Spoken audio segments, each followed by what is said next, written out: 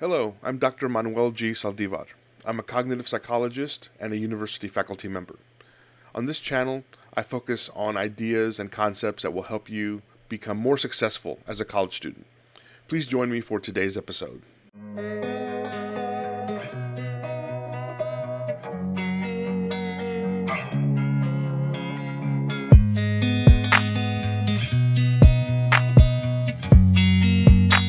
The most important thing to understand as a new college student is that the job of a professor is very different from the job of a high school teacher. This doesn't mean that one job or one person is better than another, but there are important differences, and the differences in a professor's job do have some impact on you as a student. So it's important to understand what these differences are. Now, just like high school teachers, college professors typically are educators, so they spend time working with students, either teaching classes or sometimes working one-on-one, helping students learn, often both. So this educator role, of course, you'd be familiar with from your high school experience. However, college professors also spend a lot of time conducting research. I, for example, am a psychologist, so my own research is in the realm of psychology. So I don't just teach psychology, I also do my best through my research to try and make new discoveries in the field of psychology. I have colleagues who are biologists, mathematicians, historians, people that come from different fields. So as a professor, you're expected to help advance the knowledge in your area, in your specialty, as well as teaching students. Of course, this takes time, so sometimes college students don't understand why professors aren't sitting behind a desk or in front of a classroom all day the way high school teachers do. That's because teaching is only part of our job. Research is another important part of it. Depending on your specialty and your background, there are college professors who also work as clinicians. This means that you are serving the public by doing the work that you've learned to do in your field. For example, my university has a medical school, so obviously a lot of medical school professors are medical doctors or have some kind of specialty associated with medicine, like pharmacy, virology, immunology. So these individuals often work as clinicians, meaning besides teaching students, besides doing research, they often will see patients as part of their work. And then finally, professors are also leaders in their field and especially in the colleges and universities where they work. So almost every college and university, all of the senior leadership, the presidents, vice presidents, deans, have been professors in the past. So many professors, as part of their own career development, will start out teaching students, doing research, maybe doing clinical work, and then over time, as in many professions, as you learn your field and gain more knowledge over time, you might become a leader.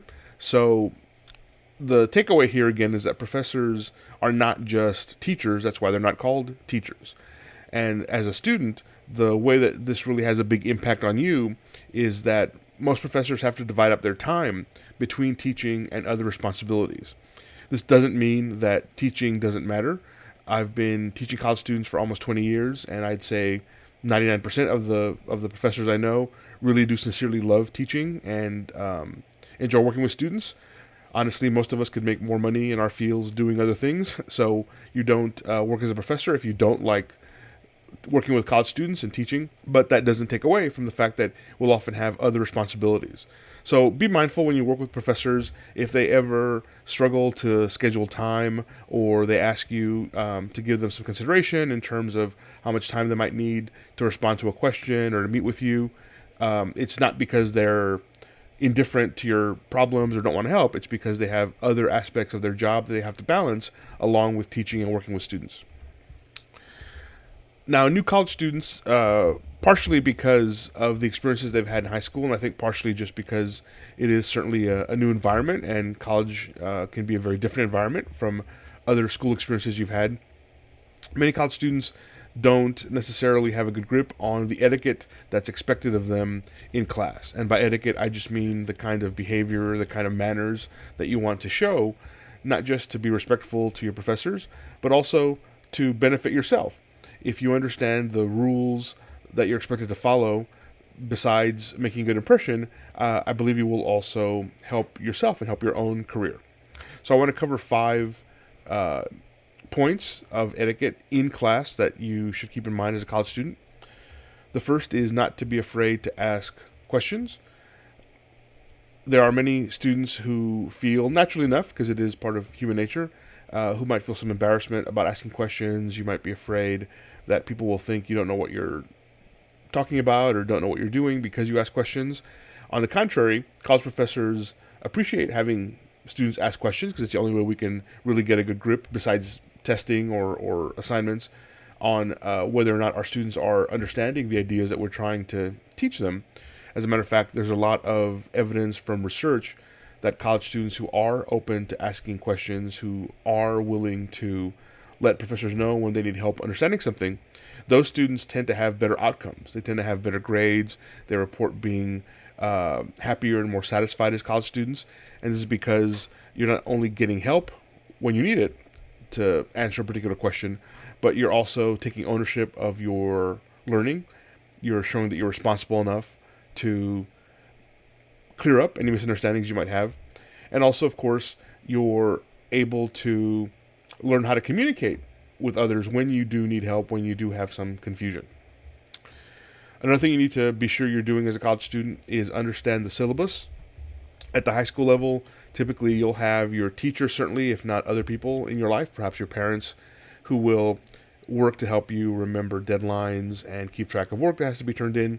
At the college level, for a number of reasons, primarily because you are an adult and expected to conduct yourself as an adult, but also because college professors often will have many more students than a typical high school teacher. It would be impossible for professors to give students the kind of guidance that they might need in order to remember what to do in class from day to day. So every professor, every course will have a syllabus, which is a document you receive at the beginning of the semester that lists all the work you have to complete during the semester, the due dates for that work, when you have to turn it in, how you will be graded, how your grade is calculated, and then some other miscellaneous information, things like attendance policy, any kind of extra credit that's available, and other information related to the class. Now, certainly once you've read the syllabus, if you have questions, of course, you want to talk to your professor and clear up any misunderstanding you might have. But it's your responsibility, it's the expectation the professor will have, that you will have read the syllabus first and then come to him or her with questions you might have, rather than just treating the professor as an encyclopedia who you approach without having read the syllabus just because you want to get information without doing your part. Sorry for the interruption, but if you're enjoying this video, please like, subscribe, and click on the bell icon for notifications.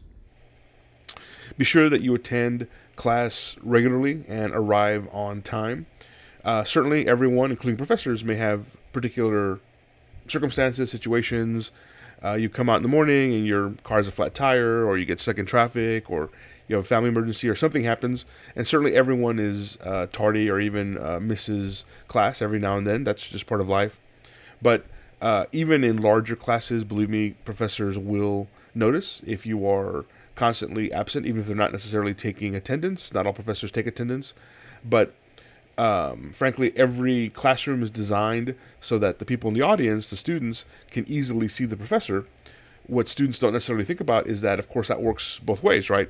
Because an auditorium or a classroom is set up so that you in the audience can easily see the person at the front of the room that's teaching.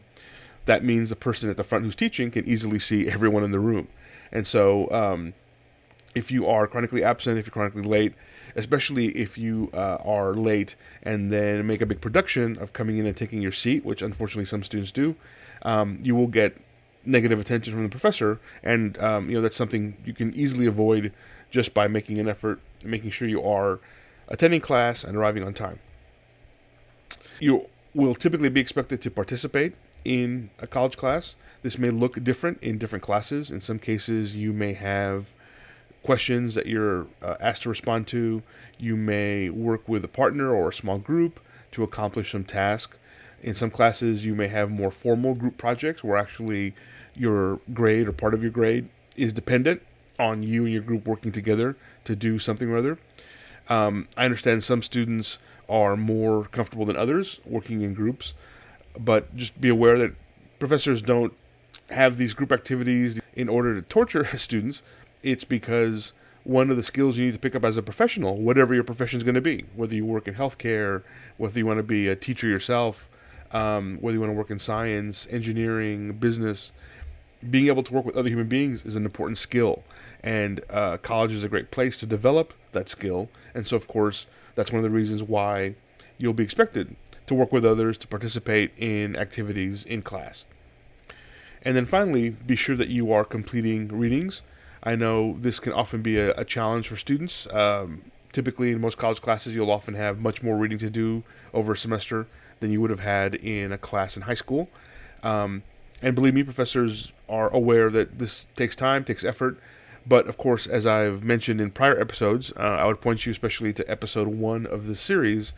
In college, you are expected to take the lead in your own learning. You're expected to spend at least as much time, if not more time, outside of class learning on your own. And the foundation to that is going to be completing any readings that are assigned to you. And in many cases, in more recent times, certainly in my teaching, besides assigning readings to students, as in book chapters or articles or other things, you also may have video lectures to watch, or even small projects to complete, homework, if you will, although we usually don't use that term in college. So just be aware of the fact that these readings, the things you're expected to do to help you prepare to learn better in class, are, again, not just busy work. They're meant to be to your benefit. They're meant to help you improve your learning process. Now, when you're outside of class, there are also some things that you should consider in terms of etiquette, in terms of manners or behaviors that you want to observe. When you contact professors, whether you're emailing them, calling them, or maybe even visiting office hours, be thoughtful about avoiding disrespectful questions. Now, very few students want to be disrespectful, so I'm certainly not implying that this is something that usually happens on purpose, but a lot of times, naturally enough, students are caught up in life and worrying about their day-to-day concerns, which is what all people do, and that's okay. But don't let that distract you from the need to be professional in how you interact with others. So by disrespectful questions, some examples would be things like you might miss class for whatever reason. That could be legitimate, could be because you overslept, but whatever the reason. I've had students, for example, email me, or I know other professors have this experience. A student will email or send a message asking something like, did I miss anything important in class when I was absent on Tuesday? Well, the student may not think of it in these terms, but as a professor, obviously everything we do in class we believe is important, or else we wouldn't do it, right? So some professors, I try to be this way, will sort of take those kind of comments with a grain of salt, but sometimes other professors don't take it that way. And you don't want to annoy people or create problems for yourself. Just to be clear, I'm not trying to discourage students from talking to professors or asking questions. I am saying be thoughtful about the kinds of questions you ask. If you can get information on your own by checking your email, by looking at perhaps something like a course Blackboard site, if your professor uses Blackboard to make announcements, if you could talk to a classmate who may have gotten the information that you missed because you were absent or were tardy, then you're respecting your professor's time, but you're also still getting the information that you need. This goes along with the point of communicating professionally.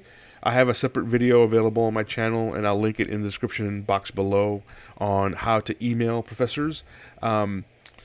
Students of the current generation spend a lot less time using email than my generation or older generations. So I understand how email is not necessarily the most familiar form of communication for a lot of college students today, but it is a process, a system that's used not only in college, in higher education, but also in the professional world. So being able to write a professional email is an important skill. So you want to be thoughtful about how you do that. Again, I won't go into detail here because I have a separate video on it, but you want to be sure that you are communicating in a professional manner when you email or even text a professor. I encourage students to take advantage of office hours. This is something that I guess is very different from high school. Probably one of the reasons why college students, especially younger college students, aren't necessarily familiar with this concept. But every college university will require their professors to designate some number of office hours. And what this office hour concept is about is that during that time period, and usually it's 1 or 2 hours during a week, a professor will commit to being in their office and basically speak to students first come, first served. Take advantage of office hours. It's a good way to meet your professors. Certainly, if you have questions or some problem you're trying to solve, that's a good time, a good opportunity to get assistance. But also, I would encourage you to visit with your professor, even if they are not, even if you don't necessarily have a question or an issue. But it's a good opportunity, some unstructured time to introduce yourself, to talk to them, maybe get to know them a little better, and then get to know you. This is particularly important if you are in a field or have a career path where you would potentially need recommendation letters from professors because you're applying to medical school, grad school.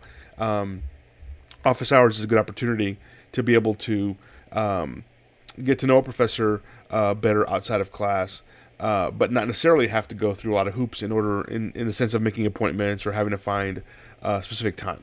You can just take advantage of office hours in order to be able to know that you'll have some time available to talk to a professor. Finally, you want to be sure that you are comfortable being self-sufficient. I spoke in the prior episode 2 of this series, at more length on the idea of self-sufficiency. So I don't want to go into too much detail here. You can refer to episode 2 on my YouTube channel. But the point to take away here is that certainly professors want to be helpful. Professors want to work with students and help them be successful. But you need to be self-sufficient and follow the etiquette points that I've described. Be professional in your interactions. Show motivation. Show that you really are willing and able to take charge of your own education. And that way you can help professors help you. To briefly review before I conclude, in today's episode, the topic was all about professors. We talked about the differences between the role of a professor and the role of, say, a high school teacher. We talked about a number of ways you can show etiquette in class and outside of class, and there are a number of examples that I shared with you. This concludes today's episode. I hope you find this information helpful. If you enjoyed this video, I hope you'll click on the thumbs up icon below. And if you really enjoyed it, please subscribe to this channel and turn on notifications by clicking on the bell icon. YouTube will notify you of future videos added to this channel. Remember, college success is challenging. It takes work and effort, but it is certainly within your grasp. Good luck.